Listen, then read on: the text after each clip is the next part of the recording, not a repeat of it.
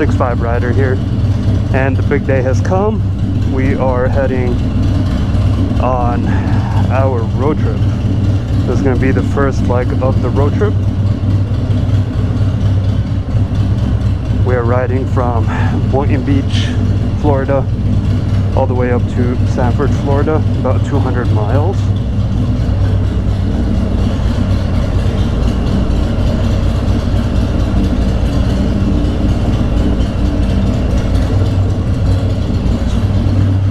I've never ridden with the bike this heavy and this loaded.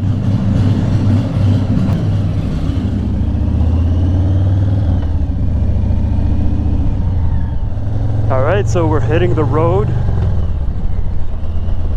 to Sanford, Florida. As you can see in the GPS, it says an hour and 16 minutes because that's going to be my first stop. Basically, I plan to get some gas in about 90 miles in Vero Beach, Florida. So it's right off of, it's a gas station right off of 95. And just because I'm running a little low on time, cutting it close, I'm probably just gonna stop, put gas, and leave right away, because after that, after the first leg of the trip, I basically have 116 miles to cover.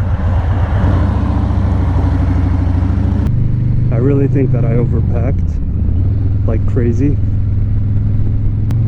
but it's okay. I mean, it's gonna be a 10-day trip. I'm gonna be working in the trip, so I got my laptop and things like that. Definitely did overpack. What I might actually end up doing, depending on how I feel on the highway, is basically on the way back I plan to maybe ship some stuff back home. A few of the big sweatshirts, hoodies, whatnot that like weigh down heavily on the bike, so I'll probably ship those. One thing that I really wanted to do, and hopefully we'll do in the future, is do an actual trial run of my setup, because even like this and the curves or the turns, it feels really heavy. So yeah, just do something like a trial run to ensure that my load is good and it's like not flying off the bike or anything. So yeah, in case you haven't watched any previous videos about this trip, let me give you a quick rundown. Basically, the plan is to ride from here, so Boynton Beach, Florida, to Sanford, Florida, load the bike up on the Amtrak Auto Train, and take a 16-hour train ride with me and my bike up to Lorton, Virginia. I'm gonna stay in Virginia for about 4 or 5 days, meeting up with some friends out there, and basically we're going to then ride down to the tail of the dragon from Northern Virginia, which is about an 8 to 9 hour ride, and then basically spend a couple of days over there, do the Dragon, Blue Ridge Parkway, Skyline Drive, and head back to Virginia. Then I'm going to stay in Virginia for a couple more days and make my trip back down to Florida. And basically it's going to be the same thing. I'm going to load up the bike on the train all the way down to Sanford, Florida, just a little north of Orlando, and take that 3-hour ride back down to Boynton Beach. This leg of the trip is mostly highway. It's mostly I-95. I want to talk about some of the things that I did to the bike to try and make it more comfortable for this trip, and some of the things that I skipped and probably shouldn't have. One thing that I was thinking was, since this first leg of the trip is only 3 hours going up to Sanford, I would test the current setup and see how I feel. And once I get to Virginia, since I have about 4 or 5 days before the next big trip to figure out whether I needed to order any more stuff for the bike. So this is kind of like that test run. We'll start with some of the stuff that I have on the bike to try and make it as comfortable as possible for me. Starting off with what you see in front of you right here is the Memphis Shades Road Warrior fairing. Basically, the best thing about this is it keeps some of the wind off of your, you know, helmet and chest. Usually, just depending on the size you decided to go with. I went with the 15-inch windshield. It's decent for me.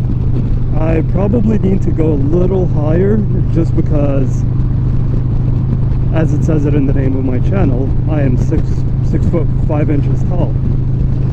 And even this is not high enough for me, unfortunately. So probably need to go with something taller. Unfortunately, I really do. I don't like the way it looks.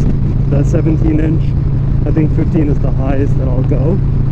So yeah, it does a decent job of deflecting some of the wind, but I still, like, for sure, still can feel it on my chest. I can feel it on my helmet. And one thing you have to really be sure about is to choose the right helmet. With my Ruroc, I got all kinds of buffeting on the helmet. With my Shoei, no, it's steady as a rock, to be honest. So having the right type of helmet is very important for you know, trying to avoid all the buffeting. Number 2, the bars. So I completely changed out the stock bars to a riser and bar setup, moto bar setup. And basically, again, going back because of my height and my ergonomics, I am at 16-inch total rise, which for me is really comfortable. For some other people, it might be a little too high for them. But it's basically a 12-inch riser and a 4-inch bar. I initially wanted to go with a 14-inch riser. I am so glad I did not do that, because that would have been way too high.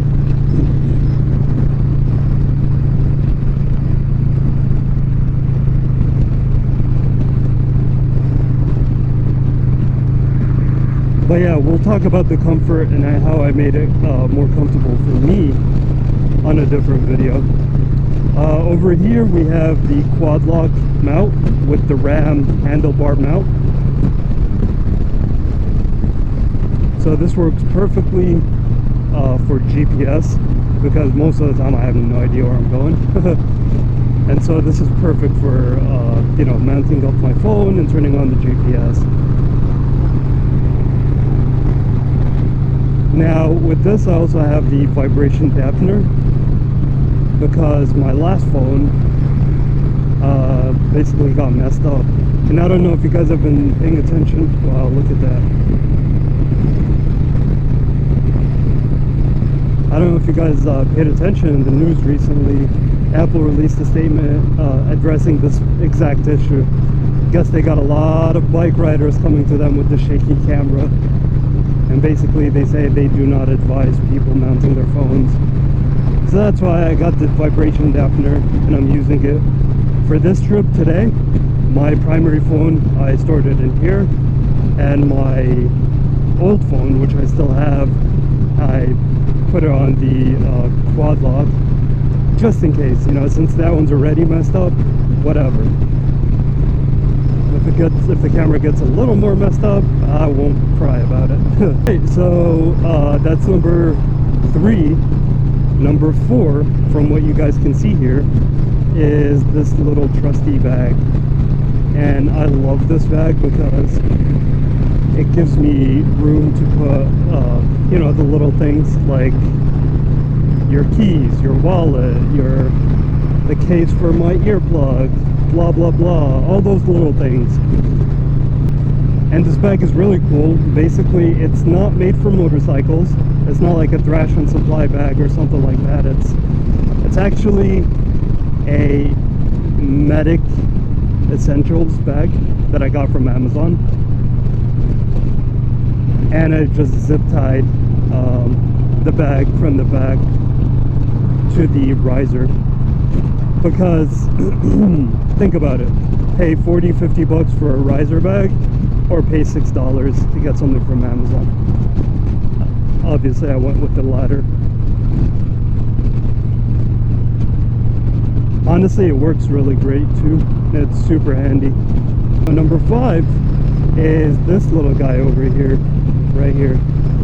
So this is actually and I made a video about it, you can link it over here, you can click it over here, but basically this is a throttle lock, and this is a cheap throttle lock from Amazon.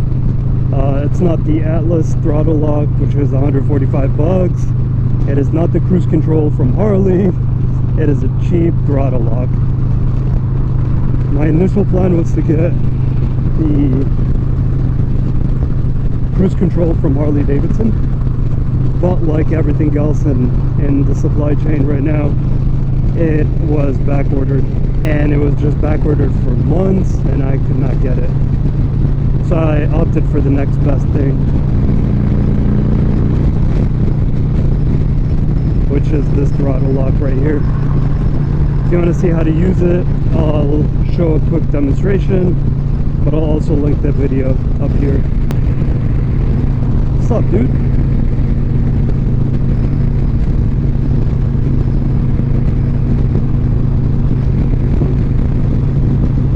That when you're riding and then your shirt lifts up and then your back is just completely exposed to everybody around you. Alright, so with this little guy over here, basically what you're doing is it's mounted to my grips, and what I'm doing is I'm lifting it with my thumb, and I'm letting it hold the throttle and rest right on the mirror. So just like that. See? My speed is at 88 right now in Mexico, and it's holding the throttle. This isn't like super ideal for just to like set it and forget it, because it's not a digital cruise control, but it is look at that, but it is perfect for like just setting it and then resting your hand for like, I don't know, 30 seconds, a minute, and then going back, which is perfect, to be honest. And also I can just leave it and have my hand over here, but if my hand is up there, I'm just gonna disengage it and go.